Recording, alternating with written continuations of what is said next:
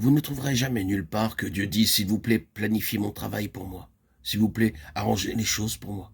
S'il vous plaît, veuillez me fournir un agenda. Dieu n'a jamais fait cela. Dieu garde le plan dans ses mains. Dieu conçoit tout.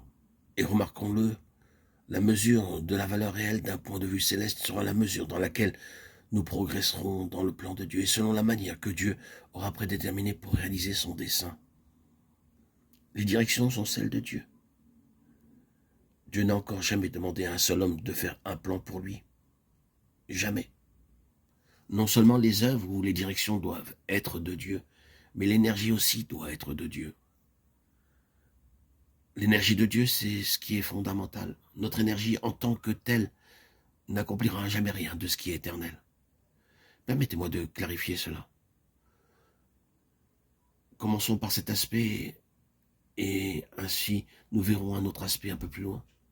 La force qui nous conduit, notre volonté, notre détermination, ne nous feront pas parvenir à ce qui est éternel. Nous admirons les gens qui surmontent beaucoup de difficultés, qui accomplissent de grandes choses et surtout qui surmontent les handicaps de la vie humaine par la pure force de la volonté. Oui, c'est héroïque. Dans son domaine, cela peut être admiré. Mais ne pensons jamais que nous pouvons accomplir ce qui a de la valeur divine éternelle par la force de notre volonté, par l'énergie de notre esprit, de notre âme ou de notre corps. Pas du tout. Le Seigneur Jésus avait une immense énergie, mais il la recevait d'en haut. C'était l'énergie du Saint-Esprit par lequel il avait été oint, et cela est mis en évidence par tout l'enseignement du Nouveau Testament. Paul, le persécuteur, était un homme avec une volonté très forte. La force qui conduisit cet homme était impressionnante. Il faisait preuve d'une force, d'une dynamique parmi les hommes. Et c'est ce que Saül de Tarse avait déterminé. Personne ne pouvait le différer, sauf Dieu. C'était un homme de cette nature-là. Mais que dit Paul de lui-même? Qu'est-ce que Paul a dit apprendre tout au long de sa vie? Cette réalité. Je ne peux rien faire de moi-même.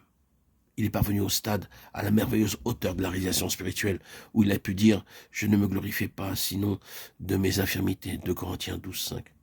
Je me glorifierai donc bien plus volontairement de mes faiblesses, afin que la puissance de Christ repose sur moi. 2 Corinthiens 12:9. C'est parvenir très haut. C'était l'une des leçons de sa vie. Malgré toute la force de volonté qui le caractérisait et ses capacités intellectuelles, rien n'avait été accompli de cette manière et par ses moyens. Ce devait être quelque chose qui le saisissait et qui était sur lui. Il se mouvait dans la puissante sphère d'une autre énergie qu'il appelait la puissance de Christ. Il parlait de lui-même comme étant incapable, intégralement insuffisant pour ces choses. Qui est suffisant? Et il répondait, notre capacité, au contraire, vient de Dieu. Il nous a aussi rendus capables d'être ministres d'une nouvelle alliance. 2 Corinthiens 3, 5 et 6. La réelle efficacité de la vie de cet homme n'était d'aucune manière négative, car elle venait du ciel. Ce n'était pas parce que Paul était un homme puissant avec une forte volonté qu'il pouvait aller de l'avant, non. Il soumettait tout à une seule chose, qu'il résumait par cette expression, par la puissance qui agit en nous. Éphésiens 3, 20. Ici, c'est une autre énergie qui est responsable de tout. Il y avait certainement eu dans la vie de Paul, comme aussi sans aucun doute dans la vie du Seigneur Jésus, des moments où il n'avait pas pu aller de l'avant, des temps de lassitude, sous la sentence de mort. Mais combien de fois ce serviteur de Dieu s'est levé pour aller de l'avant, alors que c'était humainement impossible? L'énergie doit être l'énergie de Dieu et non pas la force motrice de l'homme.